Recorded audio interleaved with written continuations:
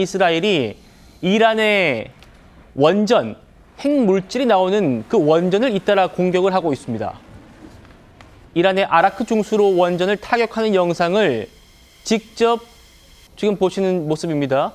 타격하는 영상을 이렇게 공개하기도 했습니다. 자, 그리고 이스라엘이 부셰르 원전도 우리가 공격했다라고 밝혔다가 이건 우리 실수였다라고 정정하는 일도 있었는데 센터장님, 네, 부셰르 원전 이거 러시아가 지어줬더군요. 그렇습니다. 체르노빌급 재앙이 벌어질 거다. 이건 레드라인을 넘는 정도가 아니고 악을 넘어서는 일이다. 이렇게 말했네요. 어떻게 보십니까? 이게 러시아 입장에서는 굉장히 민감한 상황이거든요.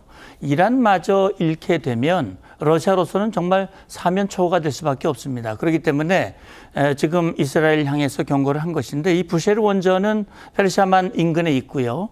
이게 만약에 폭파가 된다면 사실은 그 주변에 있는 여러 아랍 국가들은요, 물이 없기 때문에 그 바다를 정제해가지고 식수, 원으로 쓰고 있습니다. 근데 만약에 그것이 핵물질로 만약에 오염이 된다면 전체적으로 엄청난 재앙이 될 수밖에 없거든요. 그래서 러시아가 말하는 그 재앙이라고 하는 말 자체는 저는 인정이 된다고 생각이 되고요. 그래서 이스라엘 지휘관이 여길 타격했다고 말했다가 바로 말을 바꿨거든요. 그래서 이걸 타격했는지 안 했는지 인정할 수 없다라고 얘기한 것도, 그렇게 하게 되면 그동안 지금 이스라엘의 공격에 입을 다물고 잠잠하게 있는 그런 아랍 여러 나라들이 이란 편을 들면서 이스라엘이 어렵고 또 미국이 결단하기 어려운 상황이 될 수도 있기 때문에 이 부분을 조금 유의해서 발언의 수위를 조절하고 있는 것으로 보입니다. 일촉즉발의 중동 상황에 미국이 개입을 할지 트럼프 대통령의 최종적인 결정 명령만 남겨둔 상황인데요. 오늘 돌연 이란을 향해서 일단 2주 정도는 시간을 주겠다고 했습니다. 들어보시죠.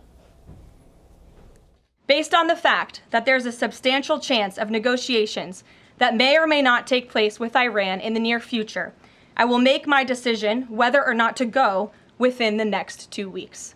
That's a quote directly from the president for all of you today. Iran can and should make a deal. We sent a deal to them that was practical, that was realistic, or they will face grave consequences. 센터장님, 네. 국방부가 이 선제 타격 계획을 보고했고 트럼프가 당장이라도 결단할 것처럼 하더니 다시 2주 시한을 줬어요. 이건 왜 이런 겁니까? 저는요, 몇 가지 고려를 하고 있다고 생각을 합니다. 첫 번째 고려가 내부적인 국내 상황입니다.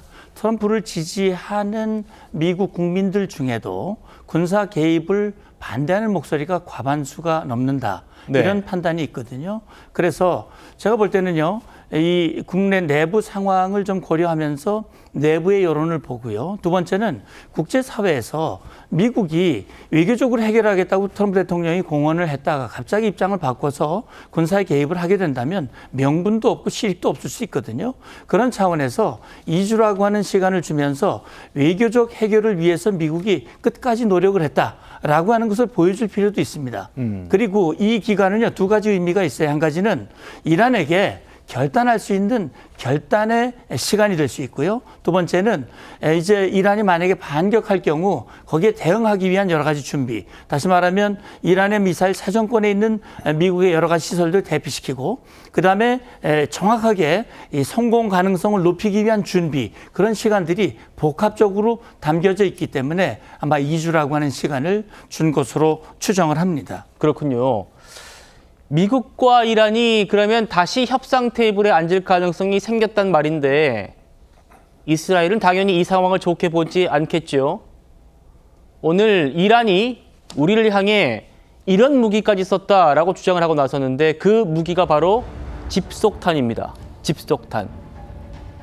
흔히 강철비 이렇게도 불리기도 하는데 센터장님, 집속탄이 어떤 거길래 지금 이스라엘이 이란을 공격하면서 이런 말을 하는 겁니까? 그러니까 이란이 이스라엘 향해서 쓴 거거든요. 이란이 썼다. 이란이 이스라엘을 향해서 이 소위 말하는 집속탄, 이게 이제 악마의 무기, 이게 비인도적 무기라고 그러지 않습니까? 이게 왜 그러냐면 전쟁에서는 군사 대 군사 목표를 이 타격을 하게 돼 있는데 이 집속탄, 이걸 다른 말로 확산탄이라고 얘기를 합니다. 그 원리를 보면은요, 큰 모탄에 이 자폭탄 20개에서 뭐 수백 개까지 자폭탄을 넣고 그걸 상공한 수 킬로미터 상공에서 폭발을 시킵니다. 그러면 그 자탄이 이 떨어지면서 광범위한 범위에 피해를 주게 되는데 그 범위에는 군시설도 있고 민간인들도 있거든요. 사실은 이 집속탄을 러시아가 우크라이나를 향해서 여러 번 사용을 했습니다. 그래서 우크라이나가 민간인들이 많이 희생을 당하면서 국제사회에서 이 러시아가 이제 비난을 받고 있는데 이 이란이 이스라엘 향해서 이걸 사용을 했고 그 자탄 하나가 이스라엘의 병원에 떨어졌어요.